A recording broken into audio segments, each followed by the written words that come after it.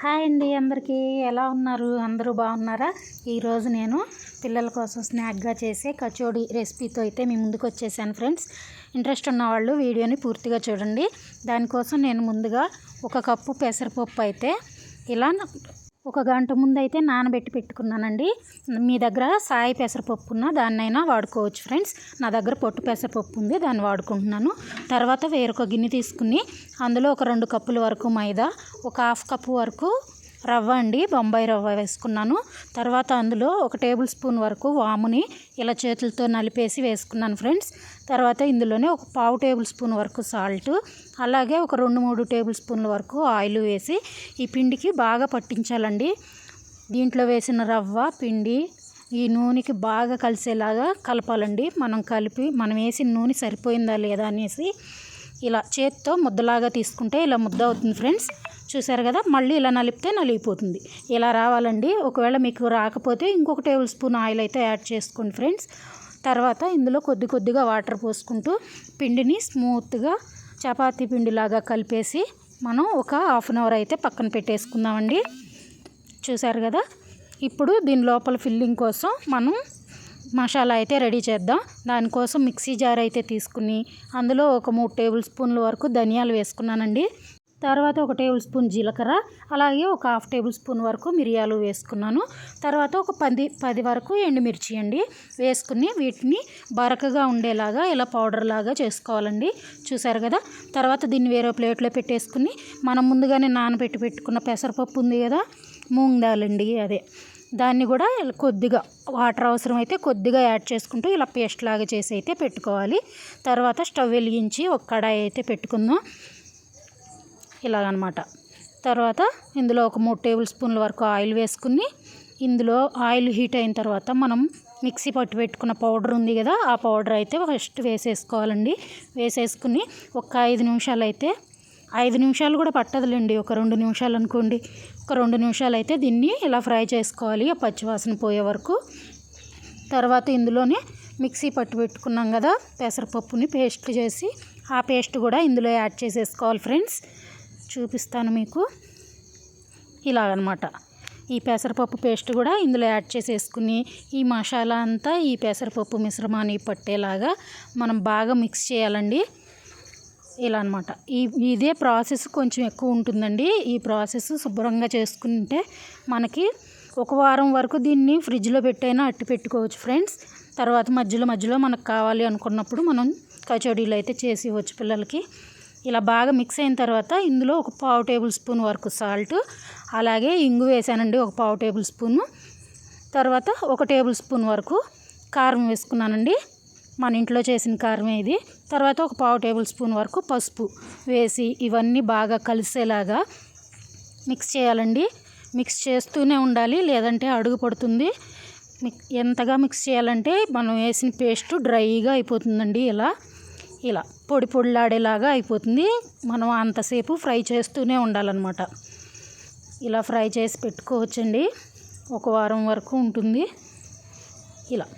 ఇలా చక్కగా పొడిలాడే వరకు ఫ్రై అయిన తర్వాత స్టవ్ ఆఫ్ చేసేసుకోవటమేనండి. స్టవ్ ఆఫ్ చేసుకుని దీన్ని పక్కన పెట్టి చల్లారనివ్వాలండి. మనం చేతితో కలుపుతాం కదా, చల్లారనివ్వాలి, లేదంటే వేడిగా ఉంటే చేయి కాలుతుంది కదా, అందుకని ఇలా అండి బాగా మిక్స్ చేస్తూ ఈ పెసరపప్పు అంతా ఫ్రై అయ్యేలాగా చేసుకోవాలండి. మనం కొంచెం టైం పడుతుందండి, ఒక 15 నిమిషాలైనా టైం పడుతుంది ఇదంతా ఫ్రై అయ్యేసరికి.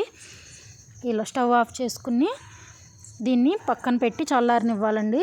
చల్లారిన తర్వాత ప్రాసెస్ చూపిస్తాను ఫ్రెండ్స్. ఈ కచోడీలు అచ్చంగా మనం బయట స్వీట్ షాప్ దగ్గర కొన్నంత టేస్టీగా ఉంటాయండి. ఆ రెసిపీనే మీకు చేసి చూపిస్తున్నాను ఫ్రెండ్స్. మనం వేయించి పెట్టుకున్న ఈ పెసరపప్పు మిశ్రమం ఉంది కదా, అది పూర్తిగా చల్లారిన తర్వాత అందులో ఒక గుప్పుడు కరివేపాకు చిన్న ముక్కలుగా కట్ చేసి వేసుకోండి. తర్వాత ఒక గుప్పుడు కొత్తిమీర చిన్న ముక్కలుగా కట్ చేసి వేసుకోవాలి. తర్వాత 1 టేబుల్ స్పూన్ వరకు చాట్ మసాలా వేసాను.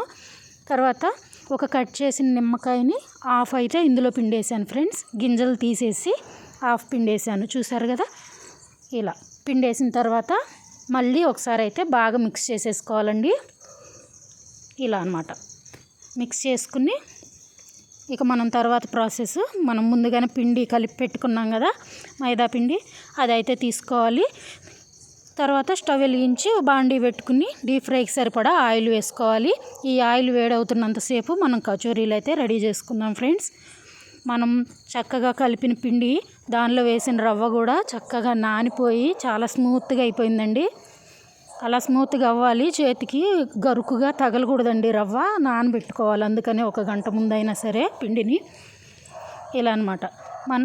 మనం రెడీ చేసుకున్న ఈ పిండిని ఒక చిన్న బాల్ లాగా తీసుకుని దాన్ని కొంచెం ఫ్లాట్గా ఒత్తుకుని దాని మధ్యలో ఒక చిన్న నిమ్మకాయ సైజ్ అంతా ఈ పెసరపప్పు మిశ్రమాన్ని అయితే పెట్టేసి మధ్యలో చక్కగా ఇలా కలిపేసి ఒక బాల్ లాగా చేసి దాన్ని ఇలా కొంచెం చేత్తోనే ఇలా ఒత్తుకోవాలండి, కచోరీ షేప్ వచ్చేలాగా. చూస్తున్నారు కదా, ఇలా ఒక చిన్న బాల్ అయితే తీసుకున్నాను. తర్వాత దీని మధ్యలో ఒక చిన్న నిమ్మకాయ సైజ్ అంతా పెసరపప్పు మిశ్రమాన్ని అయితే పెట్టి కచోరీ షేప్లో అయితే ప్రెస్ చేస్తున్నాను ఫ్రెండ్స్. అయితే మనం లోపల పెట్టే ఈ పెసరపప్పు మిశ్రమం అనేది చాలా ఎక్కువ పెట్టకూడదండి, చాలా తక్కువ పెట్టకూడదు. చూసుకుని జాగ్రత్తగా పెట్టండి, ఈవెన్గా వచ్చేలాగా. కింది వైపు పలచబడిపోకుండా మనం పెట్టిన కచోరీ, మనం రెడీ చేసుకునే కచోరీ ఇలా జాగ్రత్తగా ఇలా ప్రెస్ చేసుకోవాలండి. ఇలాగే అన్నీ ప్రిపేర్ చేసేసుకోవాలండి. ఇలా ప్రిపేర్ చేసుకున్న తర్వాత మనం ఈలోపు స్టవ్ పైన ఆయిల్ వేడి చేసుకుంటున్నాం కదా, ఆ ఆయిల్ అయితే హీట్ అయిపోయే ఉంటుంది. హీట్ అంటే ఎక్కువ హీట్ ఉండకూడదండి. నేను మీకు చూపిస్తాను, నేను వేసేదాన్ని బట్టి మీకైతే అర్థమవుతుంది ఫ్రెండ్స్. ఇలా చక్కగా సీల్ చేసుకుని కచోరీలు అయితే రెడీ చేసేసుకున్నాం. మనం ఇది డీప్ ఫ్రై చేస్తున్నామన్న ఒక మాటే తప్ప ఇందులో వేసే ఐటమ్స్ అన్నీ హెల్త్కి మంచివేనండి. మనం వేసిన వాము వల్ల చాలా డైజెషన్ బాగుంటుంది కదా, పిల్లలకి అరుగుదల చక్కగా ఉంటుంది. అలాగే పెసరపప్పు ప్రోటీన్ రిచ్ ఫుడ్, మనందరికీ తెలిసిన విషయమే. అందులోనూ నేను వాడింది అయితే ముడి పెసరపప్పు అండి, తోలుతో ఉన్న పెసరపప్పు వాడాను కదా.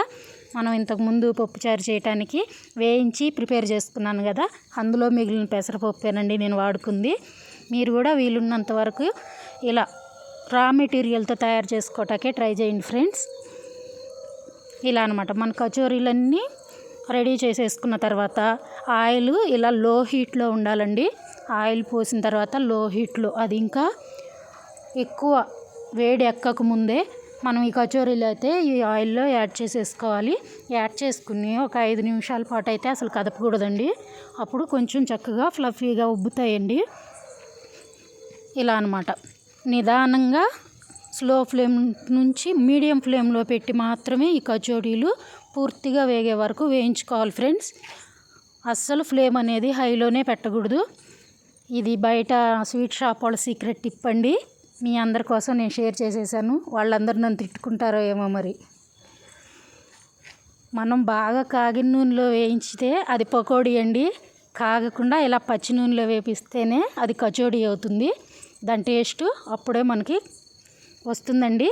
చూసారు కదా, ఒక 5 నిమిషాల తర్వాత నేను చక్కగా 2 వైపులా తిప్పుకుంటూ కచోడీలు అయితే కాల్ చేశాను ఫ్రెండ్స్. రెడీ అయిపోయినాయి. ఇవి బయటికి తీసేసుకుని తర్వాత ఒక 10 పచ్చిమిర్చి అయితే వేసి ఇదే నూనెలో వేయించేసుకున్నాను. అంతే అండి, వేడివేడిగా కచోరీలు చాలా టేస్టీగా ఉంటాయండి. ఒకసారి ట్రై చేసి చూడండి. అలాగే మన వీడియో మీకు ఎలా అనిపించింది, నచ్చిందా? నచ్చితే లైక్ చేయండి. అలాగే కొత్త వాళ్ళు అయితే మన ఛానల్ సబ్స్క్రైబ్ చేసుకోవటం అసలు మర్చిపోవద్దు. ఇలా అనమాట. మనం వేయించి పెట్టుకున్న పచ్చిమిర్చి మీద ఒక చిటికెడంత సాల్ట్ అయితే చల్లుకోండి ఫ్రెండ్స్. అచ్చంగా బయట స్వీట్ షాపుల్లో అమ్మే కచోరీలు అయితే రెడీ అయిపోయినాయండి.